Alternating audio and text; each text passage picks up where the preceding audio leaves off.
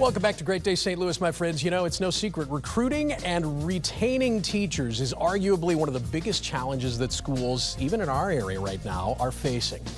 Why is it so hard to get educators back in the classroom? And how can our St. Louis area school districts attract and retain more teachers?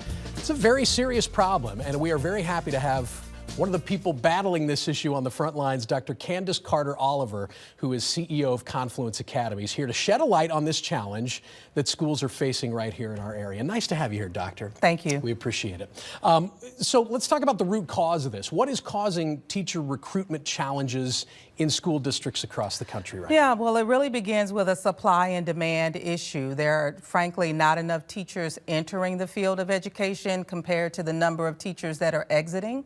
And those that are exiting, because of retirement, because of relocation, because of opportunities. There's a lot of opportunities now today in terms of work.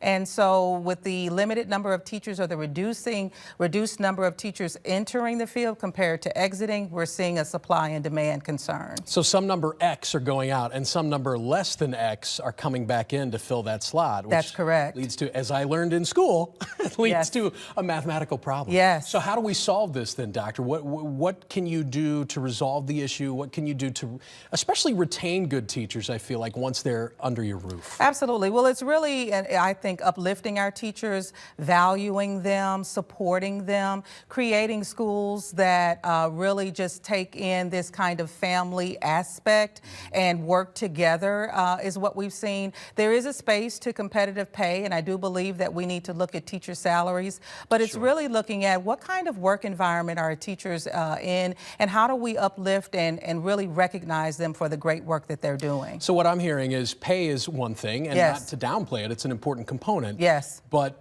to be in an environment where you feel valued, where you feel recognized, you're likely to stick around in that environment. Absolutely. There's a sense of belonging that's similar to children. And when you enjoy coming to work every day and being along with people who are really committed to a mission of education and seeing our region do well, you will want to come to work and you will stay in that profession. I believe that. Obviously, you're focused on Confluence Academies, but is this something that we can kind of tackle and try to address as a region in some way? I think so. I think if we all commit to doing this, both inside of the classroom, us as educators, as well as us as a region, as a community, I think that we can help to combat this teacher supply demand concern.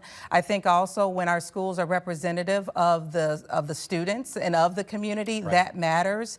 So our attention to just really ensuring that we have an inclusive environment, you know, and that everyone is welcomed, and that students see us in themselves, students see themselves in the adults that are around them. I think that can, work wonders. You can't overvalue that. I think Absolutely. That's important. Doctor, thank you so much for being here. We know there's a lot of you that have the skills, have the ability, have the wherewithal in the audience right now that would be great at this. To get in contact with Confluence Academies, very simple. All you have to do is visit confluenceacademy.org.